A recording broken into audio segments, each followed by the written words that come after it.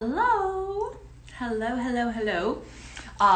If you are watching this on replay, then this is going to be this moment where I say hi. I'm Lesley Logan. I'll say it again. I'm waiting for a few people to join me. One of them is who I'm going to be chatting with. Hi guys, how's it going? Oh, good. Joanne's here. I'm going to just invite her. I'm going to be joined by Joanne Grazer really quickly. She just, hi. Hello. How are you? I'm great. How are you? I'm good. I love you in yellow.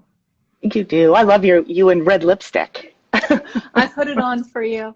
I know. You have the greatest lipstick ever. Always. It's awesome. I know. Someday I'm going to just put all the lipsticks out. We have another month of quarantine, so maybe I'll do that this week and go, these are my favorite ladies. You guys, I'm Lesley Logan, and I'm not the PMA, but I am on the board of the PMA, and Joanne is the president of the board of the PMA, and we are here to do a morning pep talk with you guys, or it could be evening where you are.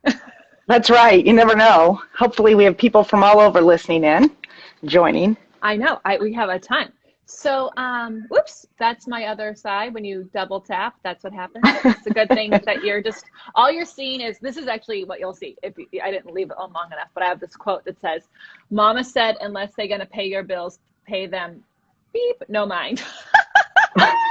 Which during this time, I think we all need to remember, if people aren't helping you take care of business, you don't need to think about them. That's right. That's exactly right. Hi, Jessica. Okay, so Joanne, it's like lunchtime where you are. It's morning here, and we were chatting over the weekend about kind of what we were hoping to help people with this morning. Yeah. And you're a studio owner, right? I am a studio owner, and it's currently shuttered. Like a big studio, it has a yoga. It has how big is I do. I have yoga, I have fitness, I have spin, and then Pilates is really our main component. But yeah, we have all these other kind of pieces. Yeah. So yeah, and it's been shuttered for. Are you at 3 weeks or a month? We're at a month now. Yeah. So It's been shuttered, and I just was looking at my numbers today, and my revenue is down 68% over last year, which is, makes me gasp. But it could be down 100%. Yeah, the silver lining is it's only 68% down. You got it. That's exactly right. Yeah. So, my studio, I'm in it, just in case people are wondering, that I'm in my studio, but no one has been here a month except for myself. I can walk to it, and I live in a studio apartment, so this is my saving grace to come here and to get work done. When all of this happened, did you immediately switch to virtual to keep the 32% you have, or what was your game plan? So it was interesting. I had kind of an interesting transition because one of my primary instructors decided that she didn't want to come in anymore, which was fine. I told all of my staff that if they weren't comfortable to continue coming in, and we had not been given the shelter in place order yet. Yeah. So she actually stopped coming into the studio a week before, and we put all her classes, or not all, some of her classes virtually. So we kind of stepped into it. I kind of dipped my toe in the water with that. And then a week later, we got the order, and we had 24 hours to basically clear out, shut down operations.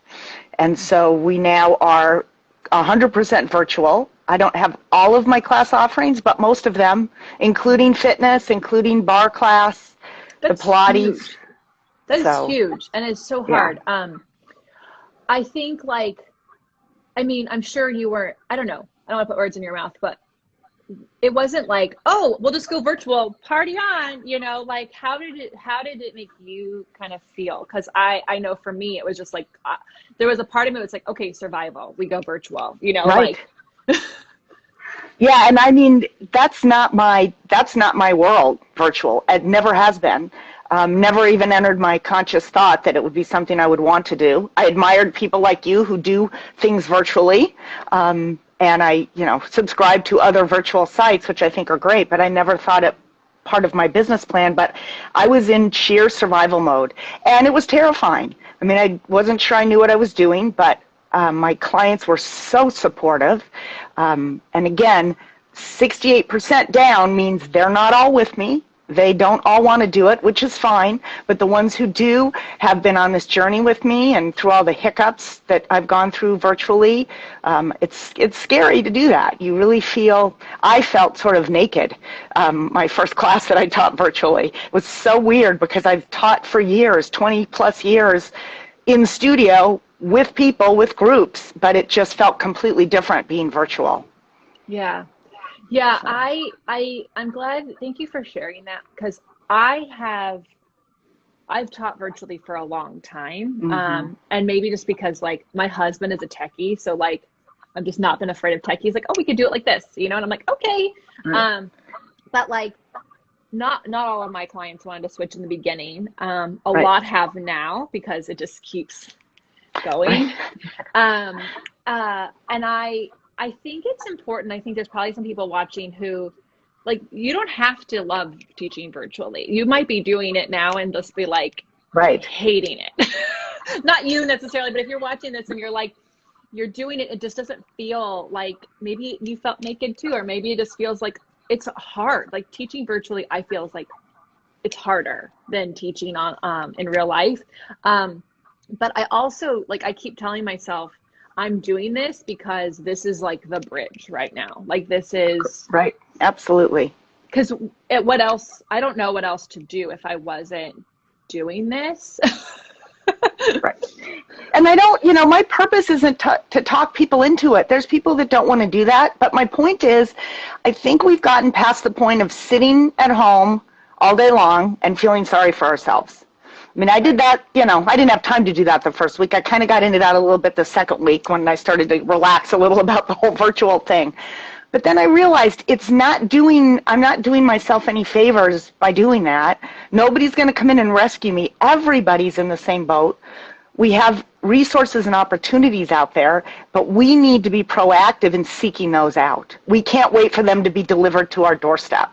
And I think every time I do something proactive, not only for my business, but for myself too, or for my home, or for my partner, or for my mother who lives with me. I mean, I feel a sense of purpose. I don't feel this sort of sense of just chaos and being lost. So, okay, couple things. One, I hope these comments are amazing, guys. Keep them coming, because other people watching this need to read this. That it can't just be from Joanne and I, because they might be like, easy for you to say, LL, easy for her to say. She had a big studio, like she's been doing it for 20 years. I've been doing it for 3 months. Like maybe you just got started in teaching. You just don't have the client base to even do virtual with. But I need you to read what these people are saying, because it's super important, because no one's alone. The entire world is like in this right now. Yeah, and everybody's been flipped over. And you said something about purpose, and I think there's something really interesting about the word purpose. A lot of people are seeking out happiness, and I think people, especially right now, they're like, I'm not happy. Like I feel a lot of grief. But really what people have discovered in research is it's not happiness that we're looking for, it's purpose. And I think a lot of us, having lost a lot of our teaching, we can feel like we've lost our purpose. But if you are spending your time even just trying to find the resources to keep you going for when this changes, that's going to give you purpose. And if you just really, like, every single day you write down your why you teach, why you do this, like, and just do one thing towards it, I think you'll feel so much better, even if you don't have the option to teach virtually. And then you brought up being proactive.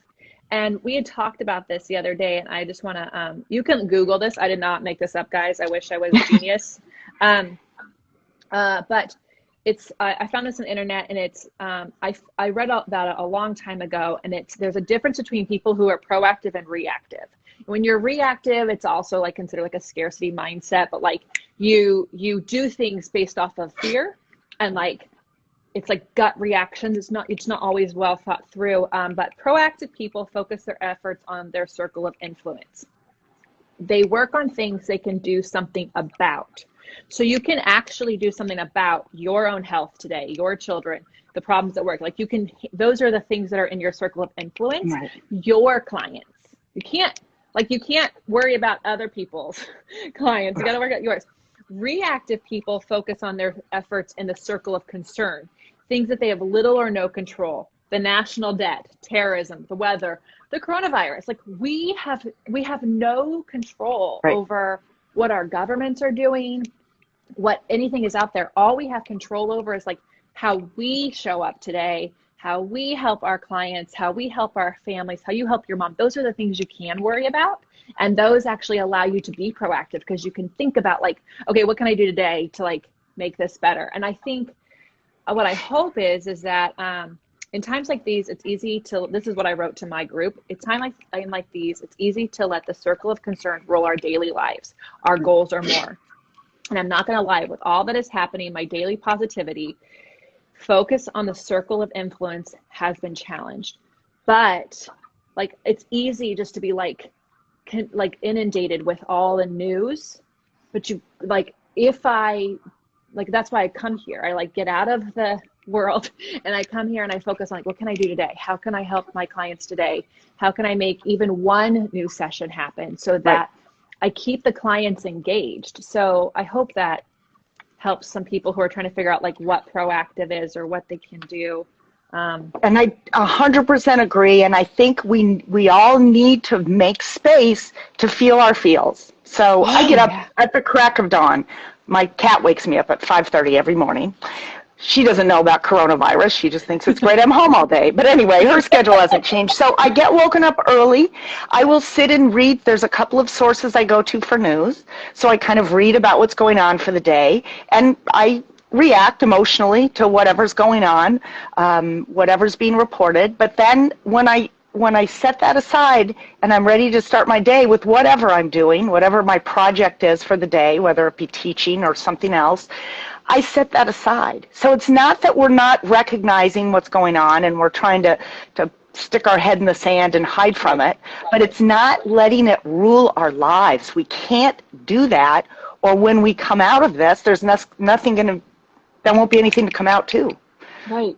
I mean, we have to create our own reality. So I think, kind of tagging on with what you said, is we have to create time to think. Otherwise, all we're doing is responding all the time. So if we don't feel those feels and we don't recognize them for what they are, whatever it is, grief, depression, anger, whatever, do it, put it down, and move on and be productive and be proactive. Yeah, I think it's really important, you know. The first night we were back from Cambodia is when I didn't even have 24 hours. I literally got a text message at like 10 p.m. It said, "You're closed indefinitely." And I was like, "Oh, thank you." Thank you for that. Let me just let my clients know that are coming in a few hours. Right. But I was so worried for other teachers. I was less worried for myself because my business has so many different streams to it that I was like, this is going to suck. I'm going to have 32% of my income, but I knew that I'd have 32%, like I would have a third, right? But I was so worried about the Pilates professionals in general, because you and I can't teach everybody. And those of us who are doing virtual, even though none of us have 100% of our clients doing it, we can't, like, we are not out here to teach the world. We're here to teach our people, the ones we're for. And I worry so much about the teachers.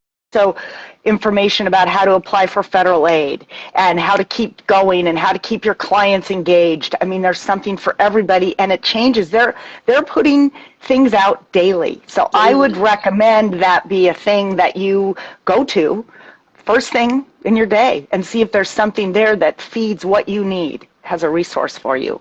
Yes. Because also things will hit you differently each day too. So you might be thinking, I can't even look at this resource stuff. It's like over my head, you know? And I don't know about you. Like when I was listening to all these webinars on all the different government aids, and I was like, I could barely fill out my college loan application. It's like, this was like, do I have all this paperwork?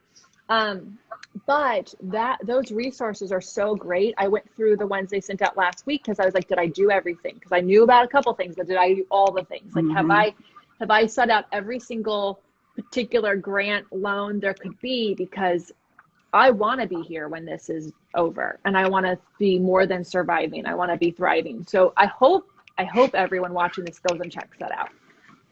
Yeah. It's a great resource, a lot there. And if you have any questions, you can email the Pilates Method Alliance at info@pilatesmethodalliance.org, and they'll get right back to you. So they're really a great support network right now, and they're our professional association. So whether you're a member or not, I would rely on them. I would lean on them. So. Oh, I'm so grateful that they're around. You know, so I became a Pilates teacher during the recession. And I was becoming a teacher then, and I didn't really know that like the recession would affect me, like being a teacher. But I just think like your studio's been around for a long time, and so many studios and people have been teaching. Like, this is not the first time we will hit. Like, it's the first pandemic we've all experienced for sure, but history has. And hopefully the last. Hopefully the last. I don't know that I could do another one in my lifetime. I hope we get like there was 100 years, right? We had 100 years. Yeah. But I think it's important. Like, there's something about this that will, if we can get through this and learn some things about ourselves and change our business in a different way. You know, some of us live in places where there's earthquakes or tornadoes or hurricanes. Like, this won't be the last time our businesses have moments where they're challenged. And so how we choose to show up each day is really going to help us. It's like a muscle. It's like showing up for the 100. Like, it sucked the first time, right? Like, it sucked the first time. And then you start to realize, oh, I have this muscle over here, and oh, that one's getting stronger. And so like, this is the longest marathon we will all have to be trained. Well, like, we're training in, but I think if you can learn a new muscle through this, I think you can take on anything. Yeah, I agree. And I think it's important that we find those people or resources to connect with that feed us. It's really easy right now on social media, I know, to fall in that trap of woe is me, because there's a lot of other woe is meers out there, and you kind of get caught up, and it's cyclical, and it doesn't do any good. And if it's somebody that's near and dear to you, respond to them, give them some props, but move on then. Don't just wallow, because it just will pull you down too. Oh, I love that. No, here's the thing, guys. The algorithms are showing you what you're engaging with. So if you're engaging with the woe is me stuff, if you're engaging with the things that you're comparing yourself to, they actually just keep showing it to you. Yeah. And so you actually can change what's in your feed by seeking out stuff that makes you feel good. So maybe you go through and you intentionally go up to the Pilates Method Alliance Instagram, and you like their stuff and engage with it, and you do it a couple days in a row, and we'll start pushing that in. Maybe you find some speakers that really inspire you, and they have great memes they put out that make you feel joyful. Like, I would spend the next 3 days just like intentionally looking for people who lift you up. And it doesn't mean that you're ignoring the other people you follow or you don't love them and support them. It's just that right now they're not able to help you be where you need to be and to vibrate at a level that we all have to do. So that's what I had to do. Like, when this first happened, I was like, who are the people that challenge me, who make me get up in the morning? Like, let me like all their stuff. And now that's what I see. Yeah. Super important. Oh, we have a question. I'm so sorry, guys. I'm hosting and like not. Oh, there was just thumbs up. So that's cool. Oh. You guys, if you have questions for Joanne and I, we're happy to answer them. We just really, oh, they want to say, you can do this today. I said to a peer, you can do this today. You know what? I think if we all just took time to text somebody, you can do this today. That would be fun. Right. So, you know, Joanne, aside from like people looking at resources, what is something that you hope that teachers do this week? You know, I hope that they take time for some self-reflection. I think that's super important. I think we're all so busy trying to keep our clients either our businesses or our clients healthy, that we sometimes don't focus on our own mental health needs. And I think the longer we're in this, the more critical that's going to become. Yeah. So I think all of the action steps we've talked about being productive and finding things to do really feed into that and really help that. It's really difficult to get yourself out of a negative or depressive mindset just by thinking through it, a little self-conversation. So if you can take some action, get up. If you're still allowed to walk outside in your community, go for a walk, clear your head a little bit if you find yourself kind of getting in that trap. So I just think what we need to find for ourselves is a purpose, like I said before, and a reason to get up in the morning and to move forward and to think, what do I want my life to look like on the other side of this? Yeah, I love that. I think it's my entire year, I'm sure yours as well, everyone's like, it's the whole calendar is thrown out. Like there's just the marketing calendar, the workshops, everything is thrown out. And so the only calendar that matters is like, what do I hope to have accomplished by the time this is over? By the time they let people out, like I almost didn't mind hearing that we in LA have at least until May 15th, because I was like, okay, 4 more weeks to get this stuff done. Like it kind of, I kind of chose a different way to hear that message. I was like, oh, I have 4 more weeks to get my stuff together. I really, you don't have to think super far ahead, guys. You can think like before you go to bed, what do I want to get done tomorrow? Right. Okay. Or if you're like, I don't even know what to do tomorrow, go back to Joanne's question. Like, how do I want to be when this is over? Okay. If you know you have 3 to 4 more weeks, work backwards. Every single day is a stepping stone to that. And you can get to that. We did get a couple questions. There was one that went away I want to address. She was asking about if she's camera shy. Do we have any suggestions for that? So one of the first things I would do is Zoom with a friend or a relative and just get used to being on video and having that conversation. And then second point to that, I kind of felt the same way, but I've so gotten over it. My clients could care less. Classes, group classes, privates, whatever, what I look like, whether I trip over my words, my cat's constantly walking across my keyboard. Don't worry about that. Just be your authentic self. Yeah. Hi, in terms of how to make your online business as valuable as in person, what are tools to have? So, I would definitely go look at the resources that the Pilates Method Alliance has put together on virtual teaching. And then this is like tough love. You are the same expert you are whether you have equipment or not. Yeah. You are. And just like Joanne said, your clients don't care if the cat walks in front of the camera. Like Brad and I live in a studio apartment in LA. We do yoga together and we just make sure the bed's made.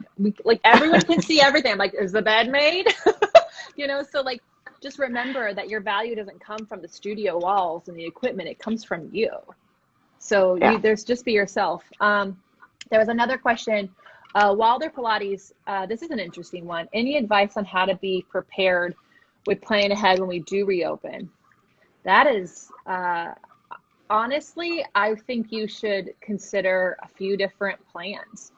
Yeah. It depends. I'm not a class-based studio. So for me, I think, do I want to just have extra time in between private clients? I've been thinking about how many people a day do I want in here? How much space do I want in so that when we reopen, it's not like, okay, back to normal, go hug people, go shake someone's hand. I don't think that's it. So I think you should consider what are some different strategies you could do to slowly open back up? Because this virus isn't gone when they reopen the doors. Well, and I don't think our clients are going to be banging down our doors to come back. I mean, there's going to be some, I know for sure I'm going to have some that aren't going to be comfortable right away coming into the studio. It's going to be kind of a wait and see thing. So I actually fully intend to keep my virtual studio open. Yeah. Probably even beyond the transition time, because there are people that have said they really like it if they can't, get out of their houses to get to a class or to the studio. So on some level, I'm going to always have it, but I for sure will keep it going during that transition process, because again, they're not going to be lining up. Yeah, I agree. I think also some of my clients were only coming once a week, and now they're coming 3 times a week because they don't have traffic. And they also, it's not that they just have extra time. They actually just don't have to drive across town to get to me. Right. And so I think for sure, one of the things we've talked about is that they'll keep their once a week in person, but they're online a couple times a week. So I do think that on the days they come in for their mat work, I'm just going to keep them at home. Right. But I saw a question about what about clients not willing to try virtual. You guys, it's not every teacher wants to teach virtually. It's not for everybody, but this isn't going away tomorrow. So I just keep texting my people every week that it's their normal session time. How's it going? I sent them a message about Passover. I sent them a message about Easter. These people are your tribe and you're their leader, whether you signed up for that or not. So I think it's important to just at least let them know you're thinking of them. And, the longer this goes on, the more they're going to realize they need you. Yeah. I just had a client yesterday commented on a social media post we put out, said, I sure miss my Pilates. And she's somebody that hasn't been coming virtually. And so I texted her and reached out to her. And she's doing her first class tomorrow virtually. So you got to keep after them. You got to keep working on them. And that gave me a sense of purpose. I was thrilled when I reached out to her and she responded and said she was willing to give it a try. And, this is going to be an unpopular statement, but I think I love unpopular statements. I know, right? I think we need to stop giving away our classes. And I think it's wonderful if you're an instructor and want to teach free for other instructors for mental health and all that kind of stuff. But if you want to have business when you open up again, you can't keep offering your services for free. You wouldn't do that in your studio. You shouldn't do that virtually. I think it's not a good business plan. So someone just asked about discounts. Guess what? Next unpopular opinion. I don't discount anything. I don't either. My sessions, and I know your sessions, everyone's paying the same price they were when they were inside. Right. I take from my yoga teacher. We used to not be able to take from him. And now because it's virtual, we can take 6 times a week. Yeah. We pay what we would have paid. And my husband and I are both in the same room. We're on the same camera. We are each paying our way. Why? Yeah. Because it's value. You will feel valued if people pay you, and then you will show up more. And I don't, again, just answer the other person's question. Your expertise did not change just because you are not in person with these people. So don't you dare discount yourself. And I don't want to ignore the question about the person in the teacher training. Advice for people who are currently in training programs. I'll tell you this much. You're going to be bilingual because you have to learn how to teach virtually and in real life. So lucky you. I don't know. I don't have a training program anymore, and I don't want to speak for the training program you're in. So I don't know how to answer that one. Joanne, do you have any advice for her? Well, I would reach out to the training program. I've seen a lot of them offering virtual options, going virtual, which is actually kind of nice because in some cases it means that it's more flexible schedule-wise. There's obviously be a certain amount you have to attend live, but there also may be recorded content that you could look at too. So I would reach out to the individual. Yeah.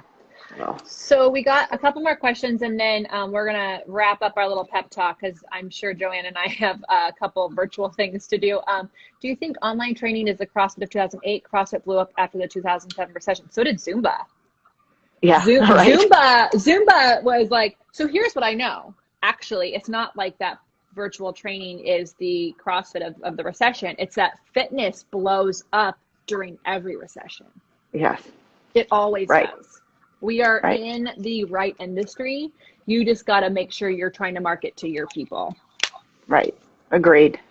Yeah. And then some of these questions are great, you guys, to actually send to the PMA.